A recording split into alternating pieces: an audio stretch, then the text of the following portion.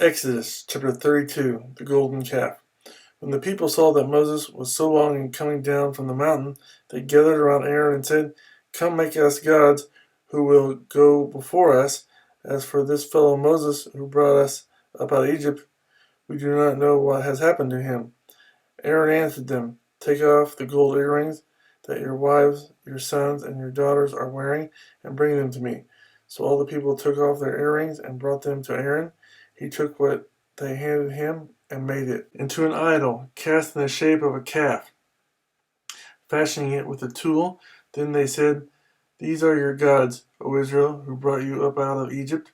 When Aaron saw this, he built an altar in front of the calf and announced, "Tomorrow there will be a festival to the Lord." So the next day the people rose early and sacrificed burnt offerings and presented fellowship offerings. Afterward they sat down to eat and drink and got up to indulge in revelry. Then the Lord said to Moses, "Go down, because your people whom you brought up out of Egypt have become corrupt. They have been quick to turn away from what I commanded them, and have made themselves an idol cast in the shape of a calf.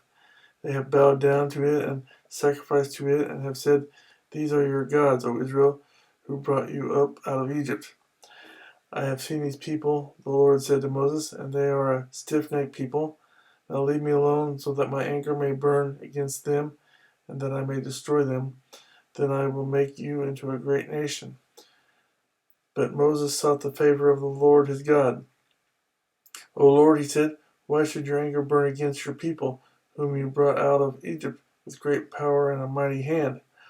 Why should the Egyptians say, 'It was with evil intent that he brought them out, to kill them in the mountains and wipe them off the face of the earth'? Turn from your first anger, relent, and do not bring disaster on your people. Remember your servants Abraham, Isaac, and Israel, to whom you swore by your own self. I will make your descendants as numerous as the stars in the sky, and I will give your descendants all this land I promised them, and it will be their inheritance forever." Then the Lord relented and did not bring on his people the disaster he had threatened. Moses turned and went down the mountain with the 2 tablets of the testimony in his hands. They were inscribed on both sides, front and back. The tablets were the work of God. The writing was the writing of God engraved on the tablets.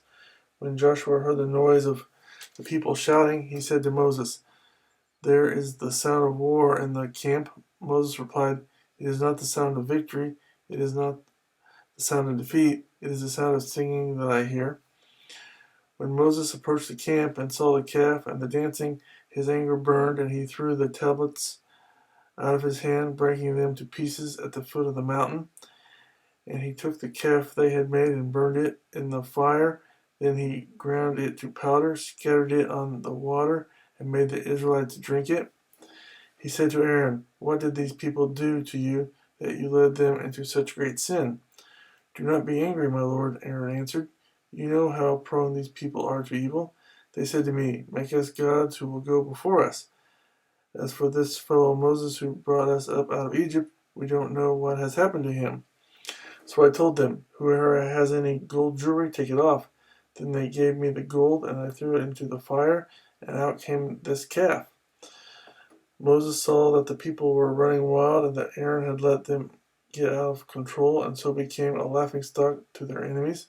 So he stood at the entrance to the camp and said, "Whoever is for the Lord, come to me." And all the Levites rallied to him. Then he said to them, "This is what the Lord, the God of Israel, says.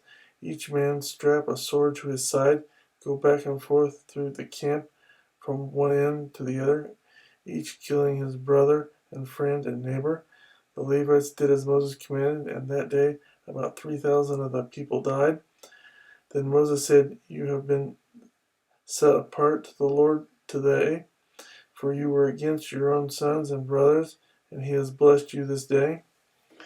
The next day Moses said to the people, "You have committed a great sin, but now I will go up to the Lord. Perhaps I can make atonement for your sin." So Moses went back to the Lord and said, "Oh, what a great sin these people have committed. They have made themselves gods of gold. But now please forgive their sin, but if not, then blot me out of the book you have written." The Lord replied to Moses, "Whoever has sinned against me, I will blot out of my book. Now go, lead the people to the place I spoke of, and my angel will go before you. However, when the time comes for me to punish, I will punish them for their sin." And the Lord struck the people with a plague because of what they did with the calf Aaron had made.